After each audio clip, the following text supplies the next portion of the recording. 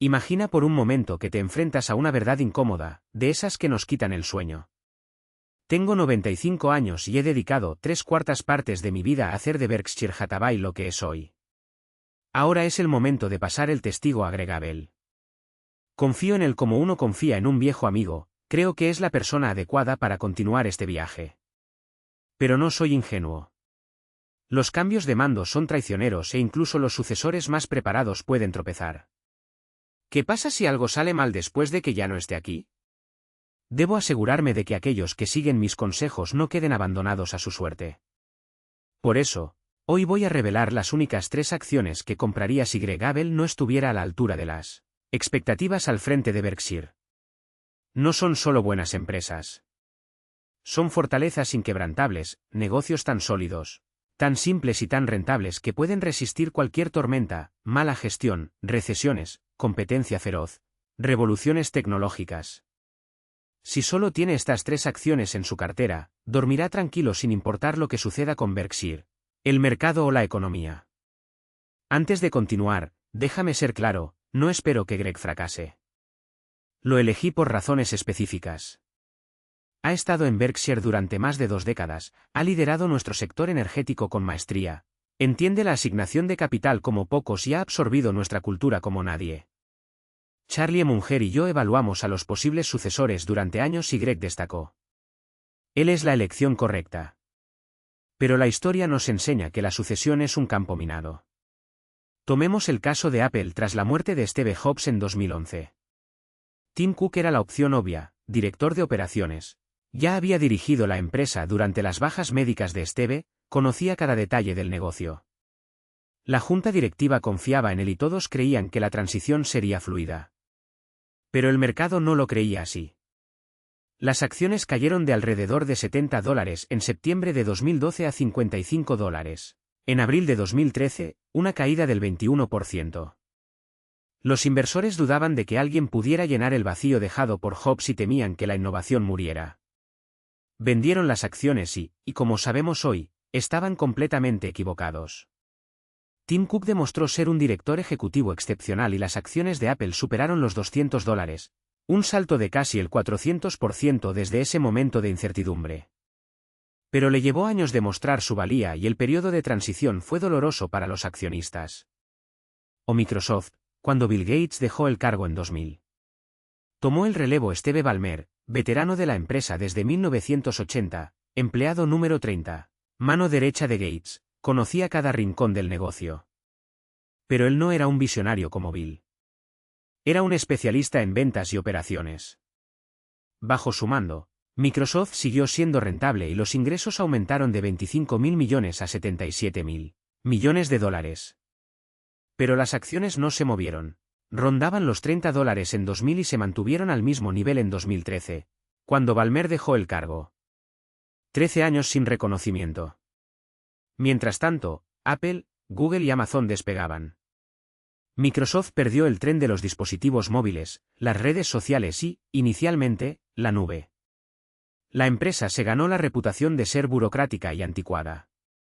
Fue necesario que Satya Nadella tomara el relevo, cambiara la cultura, apostara por la computación en la nube y tomara medidas audaces para que las acciones saltaran de $30 en 2014 a más de $400 hoy. Pero esos 13 años bajo el gobierno de Ballmer fueron una pesadilla para los inversores. Incluso Disney, una de las empresas mejor administradas de Estados Unidos, enfrentó dificultades de sucesión. Bob Iger construyó un imperio, compró Pixar, Marvel, Lucasfilm y 21ª Century Fox, lanzó Disney y fue un director ejecutivo transformador. Anunció su retirada varias veces, pero la directiva siempre lo convenció de quedarse porque no encontraban al sucesor ideal. En febrero de 2020, finalmente, Bob dejó el puesto y Bob Chapek asumió el cargo.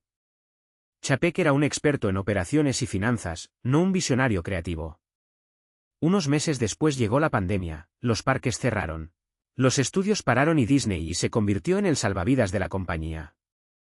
Chapek manejó la crisis razonablemente bien, pero cometió errores.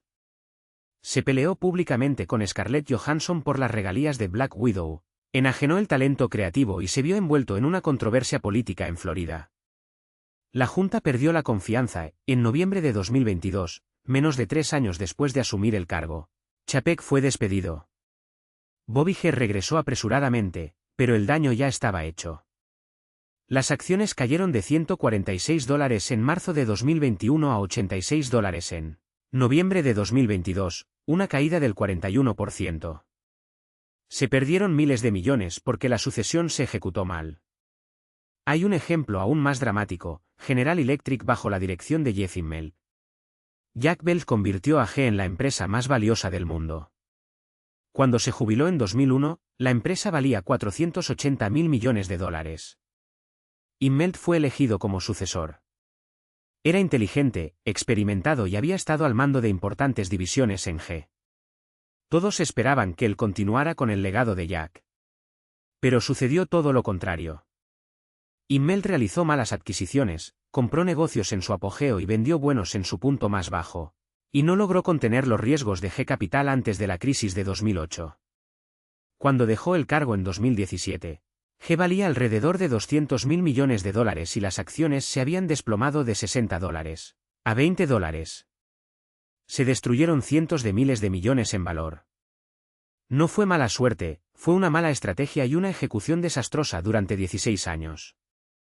Una de las empresas más admiradas de la historia de Estados Unidos fue arruinada por el líder equivocado. Estos casos nos enseñan valiosas lecciones. En primer lugar, incluso los mejores planes de sucesión pueden fracasar. Apple, Microsoft, Disney y GE tuvieron procesos rigurosos, eligieron profesionales experimentados y contaron con la supervisión de juntas directivas competentes, y aún así las cosas salieron mal. En segundo lugar, se necesitan años para saber si una sucesión ha funcionado. Tim Cook parecía un fracaso en su segundo año, pero resultó ser brillante. Steve Ballmer parecía competente al principio, pero solo con el tiempo quedó claro que Microsoft estaba estancado. En tercer lugar, el mercado es implacable en tiempos de incertidumbre. Los inversores venden primero y hacen preguntas después. Las acciones pueden caer un 20%, un 30%, un 40%, incluso si el negocio en sí está sano. Sí, confío en Greg. Pero también soy realista. Las cosas pueden salir mal. La economía podría colapsar en su primer año. Puede que haga una mala adquisición. El consejo puede intervenir. Puede suceder algo impredecible y descarrilar la transición. Me estoy preparando para esta posibilidad, no porque crea que sucederá, sino porque personas prudentes planifican lo imponderable. Si está acumulando riqueza para su jubilación, no puede apostar todo a un solo resultado, por muy probable que parezca. Este es mi razonamiento: si Greg fracasa, es probable que las acciones de Berkshire caigan, tal vez mucho. Los accionistas entrarán en pánico y venderán. La estructura del conglomerado, que hoy parece una fortaleza, podría convertirse en una carga. Y ahí es donde estas tres empresas entran en escena. No solo son resistentes, son indestructibles. Incluso si el mundo colapsa, ellos seguirán en pie, generando ganancias y protegiendo su dinero. No estoy diciendo que abandonemos Berkshire, sino que tengamos un plan B, una red de seguridad. Porque al final del día lo que importa no es quién manda, sino dónde pones tu dinero. Y esta es solo la primera de 3 empresas que protegerán sus activos cuando la incertidumbre toque a la puerta. El segundo es un gigante que no vende productos, sino confianza. Una empresa que no necesita publicidad agresiva porque su nombre ya es sinónimo de seguridad. Me refiero a Moody's, la agencia de calificación de riesgo que domina un mercado esencial. Decirle al mundo quién merece crédito y quién no. Moody's no es una empresa cualquiera. Es una de las 3 agencias que controlan el 95% del mercado mundial de calificaciones crediticias. Bancos, gobiernos, corporaciones, todos dependen de él para acceder al capital. Sin el sello de aprobación de Moody's, los costos de financiación se disparan. Con él el dinero fluye. Esta es una posición de poder que no se puede alcanzar de la noche a la mañana. Se necesitan décadas de reputación, de coherencia, de ser la voz que todos escuchan cuando se trata de riesgos. Y esa voz no será silenciada, sin importar quién esté a cargo de Berkshire o de cualquier otra empresa. El modelo de negocio de Moody's es tan simple como brillante. Ella no corre riesgos, los evalúa. No presta dinero, no especula, no depende de ciclos económicos volátiles. Sus ingresos provienen de las tarifas que se cobran por sus análisis. Y estas tarifas se pagan independientemente de si el mercado está en auge o en quiebra. De hecho, en tiempos de turbulencia, la demanda de sus servicios no hace más que aumentar. Cuando crece la incertidumbre, los inversores y las instituciones acuden en masa a Moodys en busca de claridad. Y la empresa cumple, con márgenes de beneficio que harían soñar a cualquier director ejecutivo. Mire los números, Moodys tiene márgenes operativos superiores al 50%. 50%. Esto significa que por cada dólar que ingresa, más de la mitad se convierte en pura ganancia. Y no se trata de un beneficio frágil, que depende de condiciones favorables. Es un beneficio recurrente, predecible, que crece año tras año. Desde 2010, los ingresos de Moodys se han más que duplicado, mientras que las ganancias por acción se han triplicado. ¿Y lo mejor? La empresa no necesitaba endeudarse para ello. Al contrario, genera tanto efectivo que distribuye miles de millones en dividendos y recompras de acciones, recompensando a los accionistas sin comprometer su fortaleza. Pero lo que realmente hace que Moodys sea indestructible es su barrera de entrada. Para competir con ella, una nueva agencia necesitaría décadas de credibilidad, una base de clientes leales y un historial impecable. Y, sin embargo, los tres grandes Moodys, S&P y Fitch, ya dominan el mercado hasta tal punto que cualquier nuevo actor sería ignorado. Es como intentar competir con Coca-Cola lanzando una nueva marca de refresco. La gente simplemente no intercambia lo que ya sabe y en lo que confía. Y esta confianza no es solo un activo intangible. Se traduce en poder de mercado. Cuando Moodys rebaja la calificación de un país o una empresa, las tasas de interés aumentan, las inversiones se agotan y los costos se disparan. Los gobiernos y las corporaciones hacen todo lo posible para evitarlo. Pagan los honorarios de Moodys no porque quieran, sino porque tienen que hacerlo. Es un negocio que se alimenta de sus propias necesidades. Y mientras haya deuda en el mundo y siempre la habrá, Moodys tendrá un asiento garantizado en la mesa. Ahora bien, usted podría estar pensando, ¿pero qué pasa si los reguladores rompen el oligopolio de las agencias de calificación? Es una pregunta válida, pero la respuesta es clara, no sucederá. Los reguladores dependen de las agencias tanto como los mercados. Son una pieza fundamental del sistema financiero global. Sin ellos, se produciría el caos. Los bancos no sabrían a quién prestarle, los inversores no tendrían parámetros y el crédito se agotaría. Los gobiernos lo saben. Por lo tanto, incluso con críticas y escándalos ocasionales, las agencias de calificación siguen siendo intocables. Son como los árbitros de un juego, a nadie le agradan cuando toman decisiones contrarias, pero sin ellos el juego no se desarrolla. Y no es solo eso. Moodys también se adapta al futuro. Si bien muchos ven la inteligencia artificial como una amenaza, Moodys la ve como una oportunidad. La empresa está invirtiendo mucho en tecnología para automatizar análisis, reducir costos y ofrecer información aún más precisa. Esto no significa que los humanos serán reemplazados. Significa que Moodys se volverá aún más eficiente y mantendrá su ventaja competitiva mientras los competidores luchan por mantenerse al día. Pero el verdadero secreto de Moodys no está en su tecnología ni en su modelo de negocio. Está en tu cultura. La empresa no busca crecer a cualquier precio. No se aventura en aventuras especulativas. No se involucra en escándalos financieros. Es una máquina generadora de beneficios, sí, pero una máquina disciplinada que entiende su papel en el ecosistema financiero. Y esta disciplina es lo que la hace inmune a las crisis. Imaginemos un escenario en el que la economía global entre en recesión. Las empresas fracasan, los gobiernos recortan el gasto y los mercados se desploman. ¿Qué pasa con Moodys? Es posible que sus ingresos disminuyan un poco, pero sus ganancias se mantienen sólidas. Porque incluso en los malos tiempos, la gente necesita saber en quién se puede confiar. Y Moodys seguirá siendo la respuesta. Se pagarán sus dividendos. Tus acciones no serán abandonadas. Y cuando todo se calme, ella será más fuerte que nunca. Esto no es una especulación. Es historia. Durante la crisis de 2008, cuando los bancos quebraron y los mercados colapsaron, Moodys mantuvo sus márgenes. Mientras otras empresas recortaban los dividendos, ésta los aumentaba. Mientras los inversores huyeron de las acciones, los de Moodys fueron recompensados con rendimientos consistentes. Y eso no fue un golpe de suerte. Fue el resultado de un negocio que no depende de la suerte, sino de una posición inquebrantable en el mercado. Entonces, si está buscando una empresa que sobreviva cualquier tormenta, que crezca sin importar quién esté a cargo y que proteja sus activos mientras otros entran en pánico, Moodys es una opción obvia. No necesita un genio a cargo. No necesita un mercado alcista. No necesita suerte. Solo necesita seguir haciendo lo que siempre ha hecho, ser una voz de confianza en un mundo de incertidumbre. Valor que no se puede encontrar en ningún otro lugar. Imagine una empresa que no vende un producto, sino que confía en que cada transacción se completará en milisegundos, en cualquier parte del mundo. Un negocio que no necesita preocuparse por los stocks, la logística o la volatilidad de los precios de las materias primas.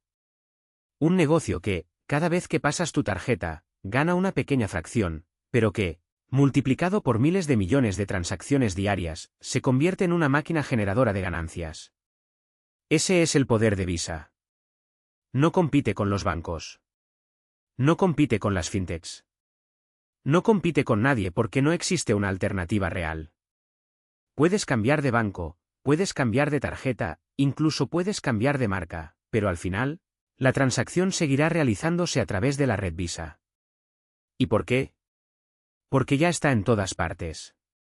Porque los comerciantes no pueden permitirse el lujo de rechazar la tarjeta más aceptada del planeta. Porque los consumidores no quieren llevar dinero en efectivo, no quieren hacer cola en la caja, no quieren renunciar a la comodidad. Visa no vende un servicio, vende la infraestructura invisible que hace girar al mundo. ¿Y lo más impresionante? Lo hace con márgenes que harían llorar de envidia a cualquier director ejecutivo de una industria tradicional. En 2023, Visa registró un margen de beneficio operativo del 65%. 65%. Esto significa que, de cada dólar que ingresa, 65 centavos se convierten en pura ganancia. No es un número que fluctúe con el ciclo económico. No es un resultado que dependa de un producto innovador o de una moda pasajera. Es la consecuencia natural de un modelo de negocio que escala sin límites, donde cada nueva transacción agrega ingresos prácticamente sin costo incremental. Ahora, piense en el crecimiento. El mundo todavía está en la transición del efectivo físico a los pagos digitales. En Estados Unidos, alrededor del 30% de las transacciones todavía se realizan en efectivo. En Europa, esta cifra es menor, pero sigue siendo significativa. ¿Y en los mercados emergentes? ¿En la India, en Brasil, en África? La penetración de las tarjetas es insignificante en comparación con el potencial. Visa no solo está montando una ola, está creando el océano. Y a medida que más países adoptan pagos digitales, más consumidores abandonan el efectivo y más comerciantes se dan cuenta de que aceptar tarjetas no es un costo, sino una necesidad. Visa está creciendo. No en línea recta, no sin obstáculos, sino inexorablemente. ¿Y qué pasa cuando la economía se desacelera? ¿Cuando la gente gasta menos? Visa no sufre como un minorista o un fabricante de automóviles.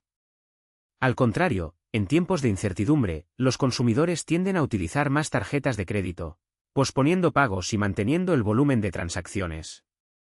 E incluso si el valor medio de compra cae, Visa sigue ganando su pequeño porcentaje. Es un negocio resiliente por naturaleza, porque está anclado en un hábito humano básico, el deseo de comodidad. Pero el verdadero secreto de Visa no está solo en lo que hace hoy. Está en lo que ella puede llegar a ser mañana. Pagos instantáneos, criptomonedas, transacciones transfronterizas, inteligencia artificial aplicada a la prevención del fraude. Visa no es una empresa estancada. Invierte miles de millones en tecnología para garantizar que, sin importar cómo cambie el mundo, siga siendo la columna vertebral del sistema financiero. ¿Y lo mejor? No necesita inventar nada desde cero. Simplemente mejore lo que ya funciona, expándase a nuevos mercados y deje que el efecto de red haga el resto. Ahora compare esto con cualquier otro negocio. Una empresa de tecnología puede sufrir una disrupción de la noche a la mañana. Un fabricante de automóviles podría ver evaporarse su demanda con un cambio regulatorio. Un minorista puede verse abrumado por la competencia. ¿Pero Visa? Es como un río, puede cambiar de curso, puede encontrar obstáculos, pero nunca deja de fluir. Y mientras el mundo siga intercambiando bienes y servicios por dinero en efectivo, mientras la gente siga queriendo comodidad, mientras los comerciantes sigan necesitando una forma segura y eficiente de recibir pagos, Visa estará ahí. Cobrando tu pequeña tarifa. Generando ganancias. Y enriquecer a sus accionistas. Y no es solo teoría. Los números no mienten. Durante los últimos 10 años, los ingresos de Visa han crecido a una tasa anual compuesta del 11%. Beneficio por acción, del 18%. ¿Y el precio de las acciones? Aumentó más del 600% en el mismo periodo. Eso no es suerte. No es el momento. Es el resultado de ser propietario de una empresa que, año tras año, hace exactamente lo que se propone: conectar el mundo a través de pagos.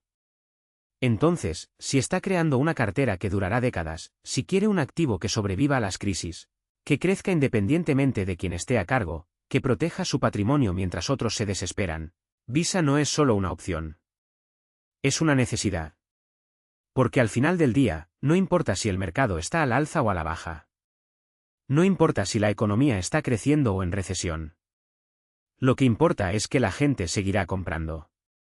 Y por cada compra, Visa te factura. Y con cada factura, tus activos crecen. Sin dramatismo. Sin sorpresas. Es simplemente una empresa excepcional, que hace lo que mejor sabe hacer: enriquecer a quienes tienen la sabiduría para ser sus socios. Y lo que parece insignificante se convierte en una imparable máquina de ganancias. ¿15 centavos por una sola compra de café? Un poquito. Pero cuando se multiplica eso por miles de millones de transacciones diarias, por billones de dólares en volumen anual, lo que surge no es solo un negocio, es un imperio financiero. ¿Y lo más impresionante? Cada centavo que gana Visa se destina casi en su totalidad a ganancias.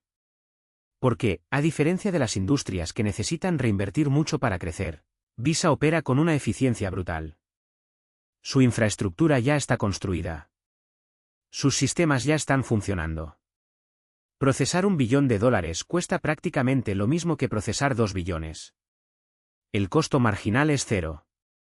Y ahí es donde ocurre la magia: a medida que crece el volumen, casi todos los ingresos adicionales se convierten en ganancias puras.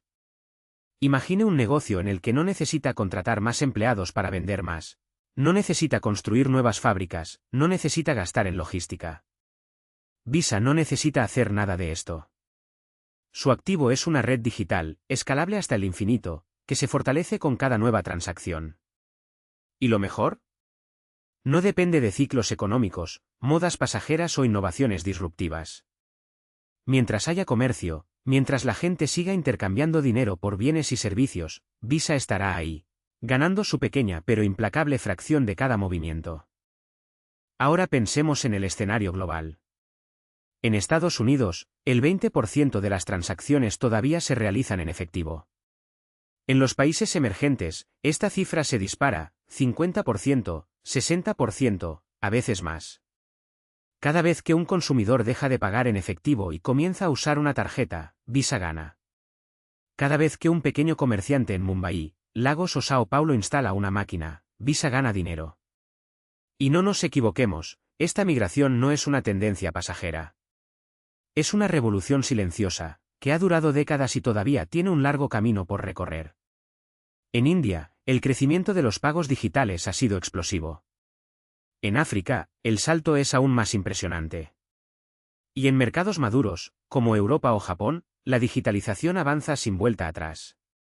El mundo se está alejando del efectivo físico y Visa es el mayor beneficiario de este movimiento. Pero no es solo el crecimiento orgánico lo que hace que este negocio sea irresistible.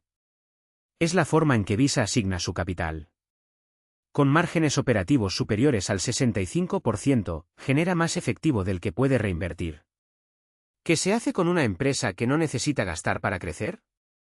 Retornos a los accionistas.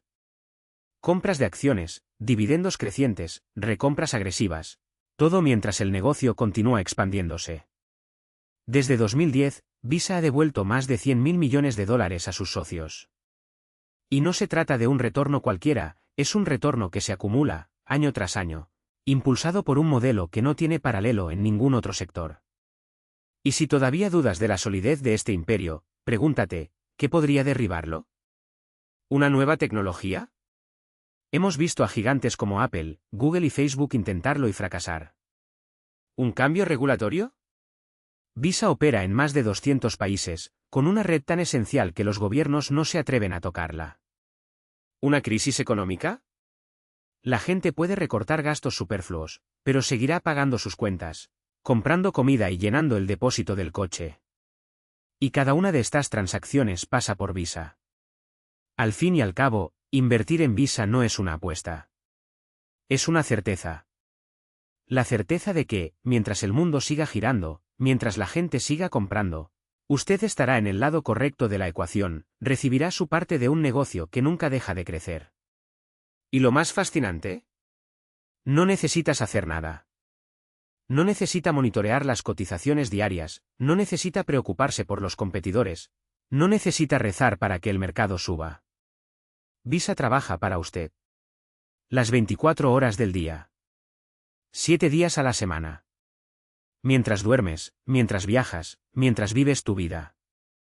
Y lo mejor de todo, cuanto más avanza el mundo, más transacciones se digitalizan, más dinero físico desaparece, más gana Visa. Y cuanto más ganes. Creciente. ¿Y qué significa esto para ti? Significa que mientras otras inversiones flaquean debido a las crisis, las modas pasajeras o la incertidumbre política, Visa continúa su camino implacable. Cada vez que alguien paga por un café en Sao Paulo, un billete de autobús en Lagos o una suscripción de streaming en Yakarta, la máquina de ganancias de Visa gira. Y usted, como accionista, está sentado en el asiento más cómodo de este tren. Ahora, imagine esto. Se despierta dentro de 10 años y descubre que su participación en Visa no solo ha aumentado de valor, sino que también está pagando dividendos que cubren una gran parte de sus gastos mensuales. No es un sueño. Son puras matemáticas. Cada año, el número de acciones en circulación disminuye mientras que las ganancias por acción se disparan.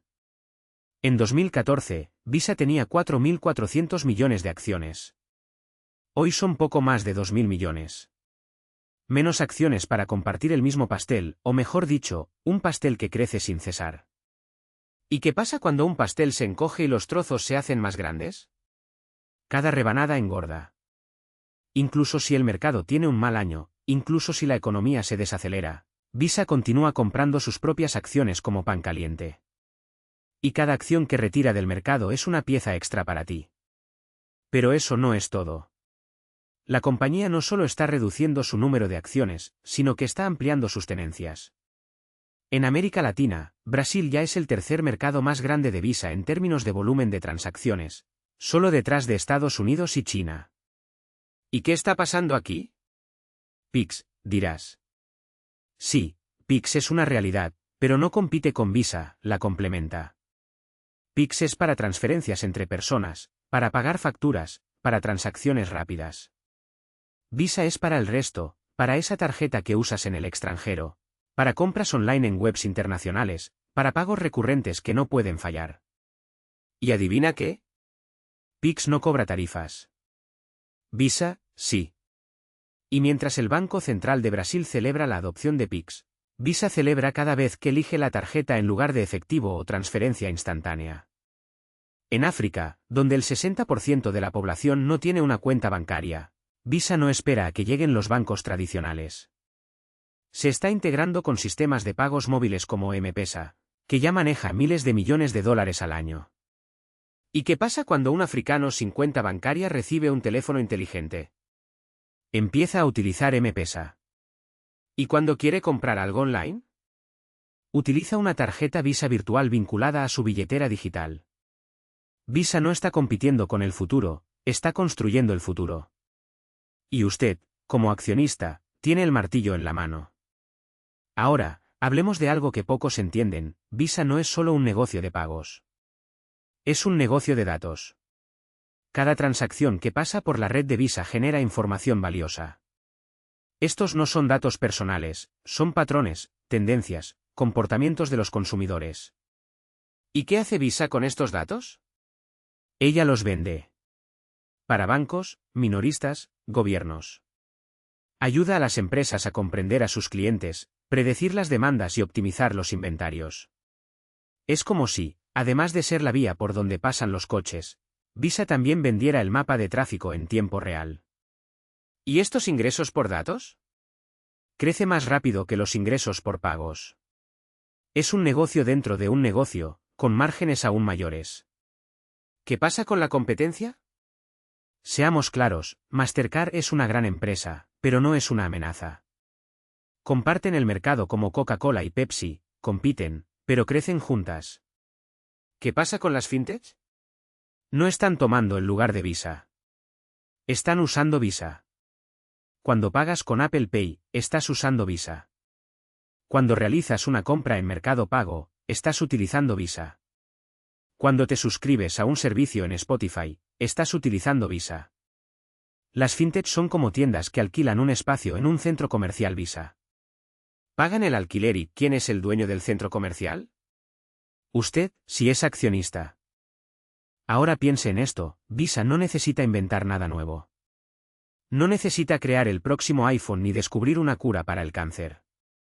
Solo necesita seguir haciendo lo que siempre ha hecho, procesar pagos. ¿Y el mundo? El mundo se mueve en su dirección. Cada vez menos efectivo, cada vez más transacciones digitales, más y más comercio global. Visa no persigue el futuro, está en el futuro.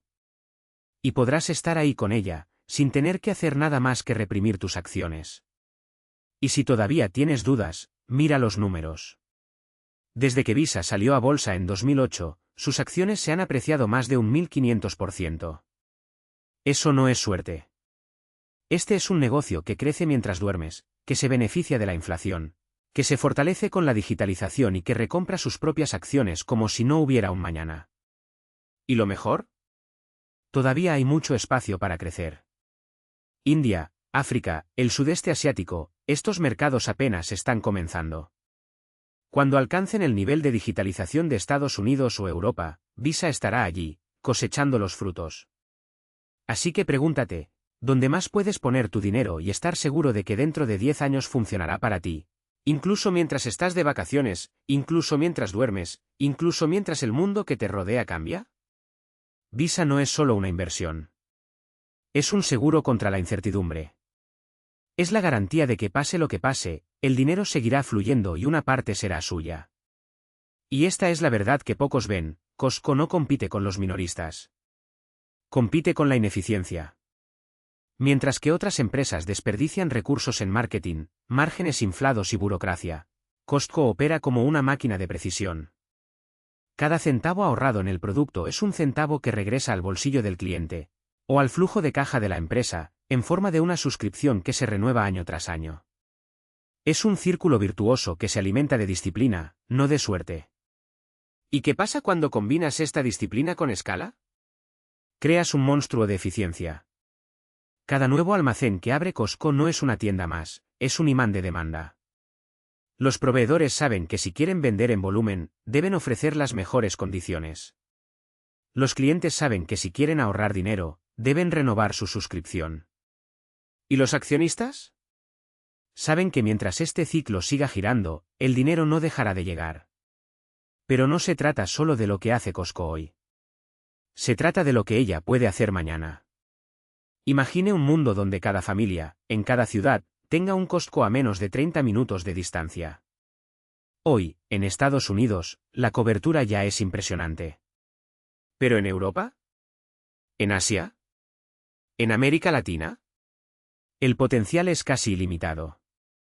Y no estamos hablando de crecimiento lineal, estamos hablando de crecimiento exponencial, donde cada nuevo miembro atrae a más miembros, cada nuevo almacén atrae a más proveedores y cada proveedor ejerce presión a la baja sobre los precios, lo que refuerza aún más el valor de la suscripción. ¿Y lo más fascinante? Costco no necesita inventar nada nuevo. No necesitas una revolución tecnológica, no necesitas un producto milagroso.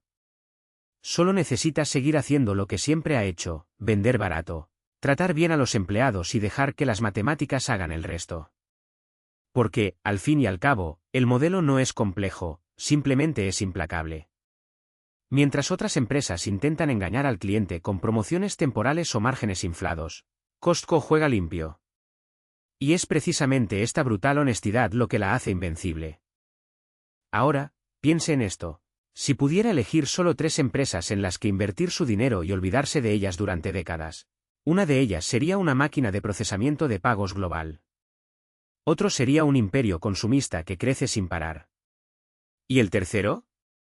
Sería una fortaleza de eficiencia, donde cada dólar invertido se multiplica por la lealtad de millones de clientes, la previsibilidad de los ingresos recurrentes y la capacidad de expandirse sin perder el control. Costco no es solo un negocio, es un sistema. Un sistema que premia a quienes entienden su poder y tienen la paciencia para dejar que el tiempo trabaje a su favor. Y la pregunta es, si no pones tu dinero donde pueda crecer por sí solo, ¿dónde más lo pondrás? ¿En activos que dependen de la suerte? ¿En empresas que luchan por sobrevivir? ¿O en un modelo tan sólido que, incluso en las crisis, sigue atrayendo clientes, generando beneficios y recompensando a los accionistas? La elección es tuya. Pero el tiempo no espera. Y mientras dudas, el ciclo sigue girando. Aumentar posiciones en acciones, aunque sean de empresas excepcionales. Es una cuestión de escala y prioridad. Pero esto no disminuye en modo alguno el valor de estas empresas, al contrario, solo refuerza su resiliencia. Al fin y al cabo, incluso cuando un inversor de mi tamaño los subestima, siguen dando resultados, año tras año. Como si dijeran, incluso puedes ignorar nuestro potencial, pero no el tiempo. Y aquí está la verdad incómoda. La mayoría de los inversores pasan toda su vida buscando la próxima gran oportunidad, saltando de una acción a otra, tratando de adivinar el mercado. Mientras que los verdaderos creadores de riqueza hacen todo lo contrario. Eligen empresas que no requieren conjeturas. Empresas que venden productos que la gente compra incluso cuando no quiere. Que procesan pagos que el mundo no puede permitirse el lujo de perder. Eso crea un ecosistema tan valioso que los clientes pagan por el derecho a gastar más. Estos negocios no dependen de tendencias pasajeras, modas pasajeras o innovaciones disruptivas que podrían desaparecer en una década. Son como la gravedad, siempre ahí, siempre trabajando, siempre elevando el valor. Ahora imagina por un segundo que no tuvieras que preocuparte por nada de esto.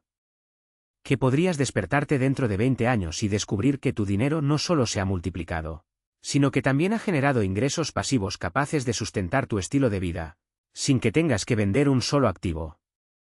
Que podrías viajar, ayudar a tu familia o simplemente dormir tranquilo, sabiendo que tu patrimonio está protegido por modelos de negocio tan sólidos que han sobrevivido a guerras, pandemias, crisis financieras e incluso a alguna que otra incompetencia de sus propios directivos. Esto no es un sueño. Son matemáticas.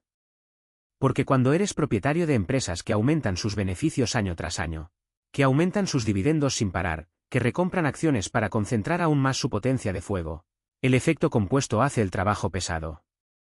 No es magia. Es la ley más poderosa del universo financiero, el tiempo transforma las pequeñas ventajas en fortunas. ¿Y lo mejor? No es necesario ser un genio para beneficiarse de esto. Solo tenga la disciplina para no estorbar. Por supuesto, habrá ocasiones en las que el mercado lo dudará. Cuando las acciones caen un 20%, un 30% o incluso un 50% en una crisis. Cuando los analistas dicen que el modelo está obsoleto, que la competencia está llegando, que los vientos en contra son demasiado fuertes. Pero es precisamente en estos momentos cuando los verdaderos inversores se rebelan. Porque saben que una bajada de precio no es una bajada de valor. Que una empresa como Coca-Cola no dejará de vender refrescos solo porque el mercado esté en pánico. Esa Visa no dejará de procesar pagos porque los bancos centrales estén recortando las tasas de interés. Que Costco no perderá miembros porque los consumidores sean más cautelosos. Estos negocios son como rocas en una tormenta, pueden mojarse, pero nunca serán arrastrados. Y es por eso que la simplicidad está tan subestimada. En un mundo obsesionado con la complejidad, los algoritmos y las estrategias inverosímiles, las mejores oportunidades están en las cosas obvias. En las empresas ves trabajando todos los días. Los que tus amigos, tu familia, incluso tus hijos reconocen y utilizan.